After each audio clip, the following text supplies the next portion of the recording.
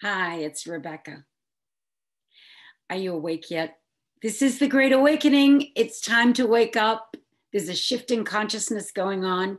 People are feeling it. They're experiencing it, whether they like it or not. You can't really ignore it. There's something going on big time.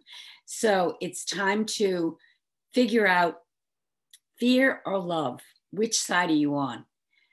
You can be jerked around by fear for the rest of your life if you can't break free, or you can awaken to the realization that you're in control. That's why I was a Silver Ultramind trainer for 5 years all over the country. I'm still a Silver Ultramind trainer, and I'm planning to do some seminars on the internet. I remember years ago when I was out in Denver doing a seminar, this young waiter asked me what I was doing. And I explained to him, I teach people how to get into that level of consciousness where they're centered and they can command things into their life in a positive way. And he loved it. He said, that's a good thing, because he said he knew that the governments of the world were trying to do things to mind control people. I said, well, how do you know that? And he said, well, I know about that harp up in Alaska, for one thing. And he was very knowledgeable. He was a young guy and he knew a lot of things. It was very interesting. So it's not a secret that, mind control is real. The media controls us. Educational systems like to control us. And churches, it's not a secret. So let's wake up and realize that if you want to free yourself, you got to do some work. Let me read something to you that Genevieve Berand wrote in the foreword of a book of one of her students who's a metaphysical teacher. She was a great metaphysical teacher who studied with Thomas Troward in Scotland.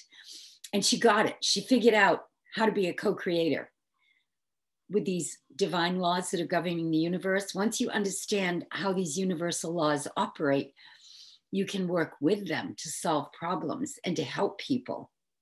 She wrote this: I say that the time will come when visualizing will be taught in the schools and universities of the world as a natural science. Wouldn't that be wonderful?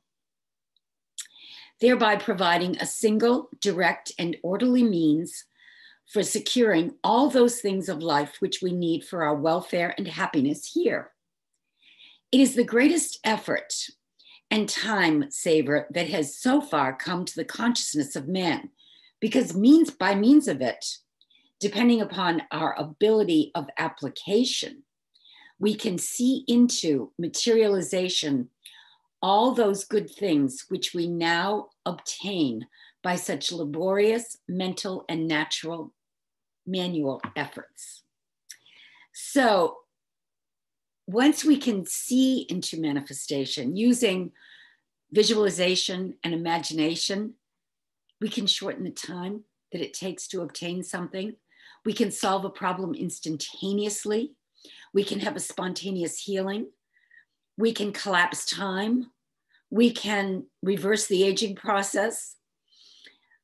We can tap into our higher self, which is part of infinite divine intelligence, and know things without reading books necessarily. We will just innately know what we need to know.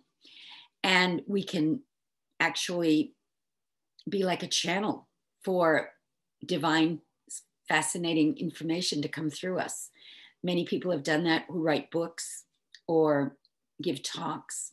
Artists are very good at tapping into the divine intelligence when they make masterpieces. So there's all kinds of ways we can use this understanding of mental science, the laws of the universe. But we need to study it. We need to have an appetite for it. We need to find it fascinating. As Anthony Norvell, one of my favorite teachers who I studied with, said, when it becomes a divine adventure, then you're excited to get up every morning and explore more of it, because it's been called the greatest art form on planet Earth, the study of metaphysics. And it's also infinite in that there's always something new to learn. So you can never be bored with it. And as you move along on your spiritual journey, it gets more and more interesting. I'm going to give you some examples of how you can practically apply it in some of my next videos. So stay tuned.